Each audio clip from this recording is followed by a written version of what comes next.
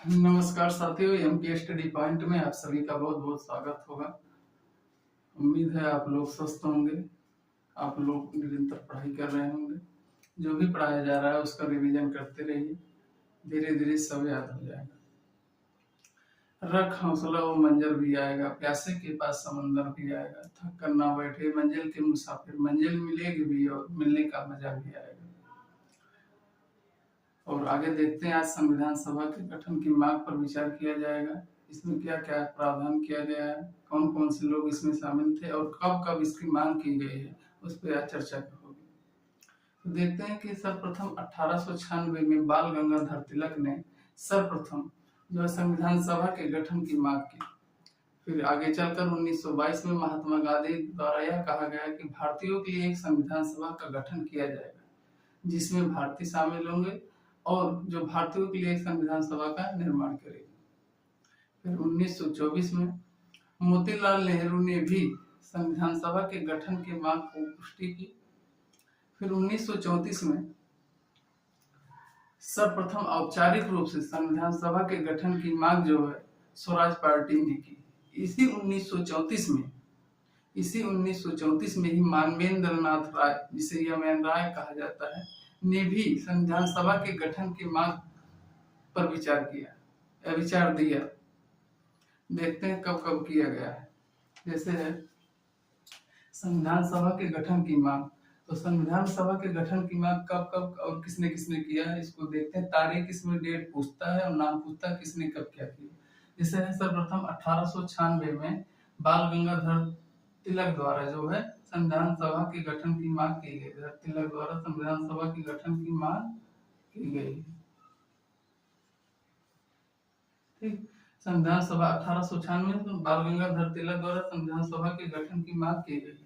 फिर 1922 में देखते हैं महात्मा गांधी द्वारा यह कहा गया कि भारतीयों के लिए एक संविधान सभा का निर्माण किया जाएगा, जिसमें सभी भारतीय शामिल होंगे, जो भारत के लोगों के लिए संविधान सभा का निर्माण करेगी।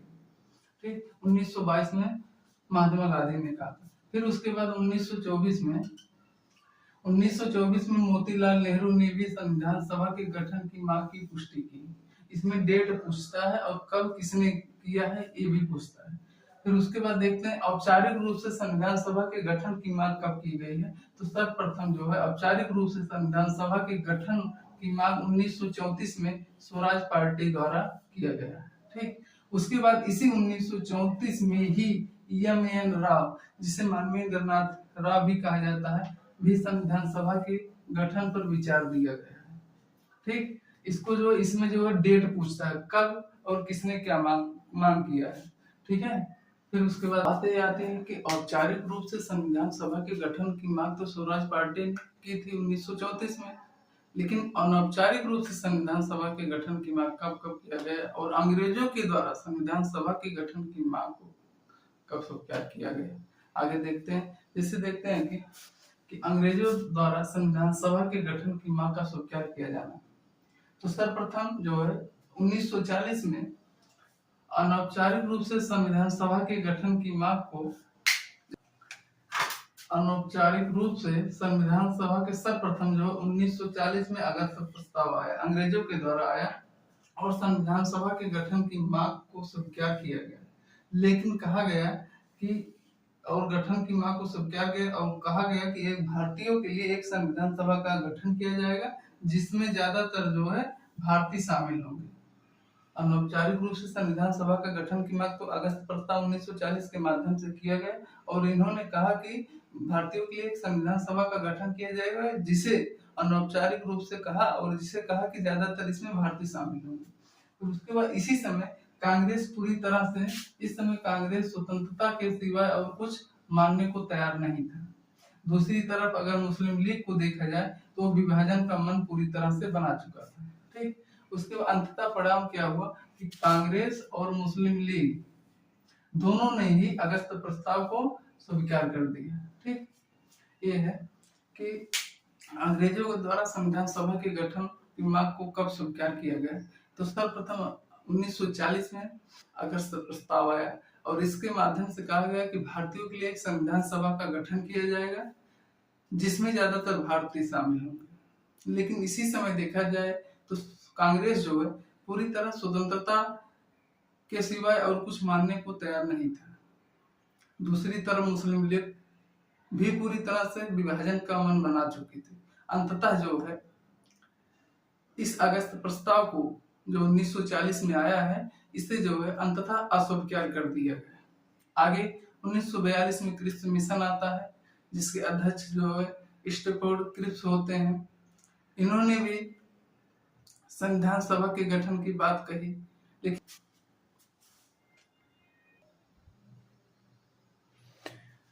अब आगे देखते हैं कि क्रिप्स मिशन प्रस्ताव। क्रिप्स मिशन प्रस्ताव कब आया, इसके अध्यक्ष कौन थे, इसका परिणाम क्या है, इन्होंने क्या दिया। तो क्रिप्स मिशन प्रस्ताव 1942 में आया है। इसके अध्यक्ष जो थे स्टैफोर्ड क्रिप्स थे। इन्होंने कहा कि एक निर्वाचित संविधान सभा का गठन किया जाएगा और भारतीयों से सेकेंड विश्व युद्ध में शामिल होने की अपील की। उसके बाद संविधान सभा के गठन का आश्वासन दिया। उसके बाद जो 1942 के क्रिप्स मिशन प्रस्ताव को महात्मा गांधी ने पोस्ट डेटेड चेक की संज्ञा दी, अर्थात पूर्व दिनांकित चेक भी कहा जाता है। दूसरे नाम से पूर्व दिनांकित चेक के नाम से भी एग्जाम में पूछा जाता है।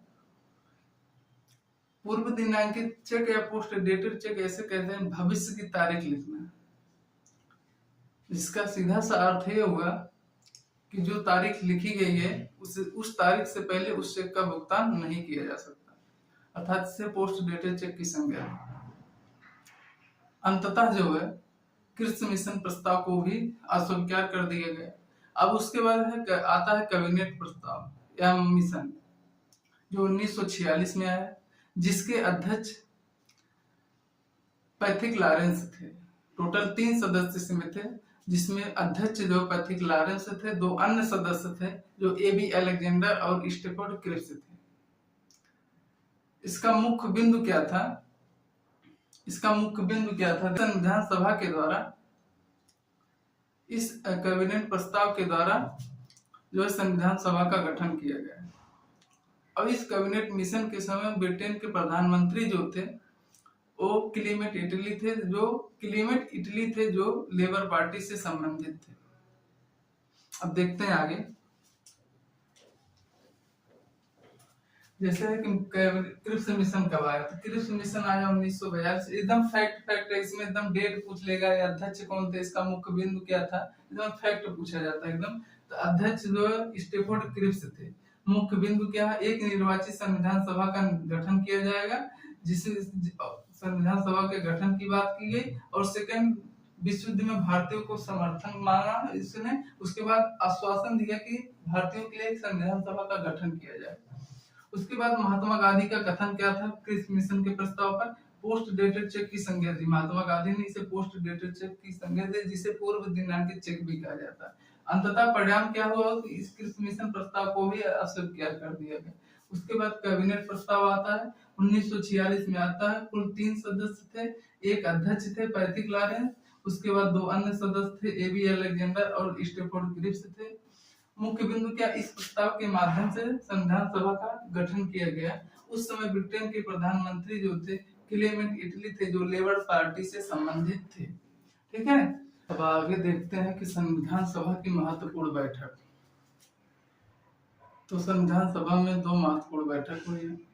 प्रथम बैठक जो है 9 दिसंबर 1946 को हुआ, जिसमें अस्थायी रूप से डॉक्टर सचिदानंद को अध्यक्ष बनाया गया, जिसमें 211 सदस्य उपस्थित हुए थे।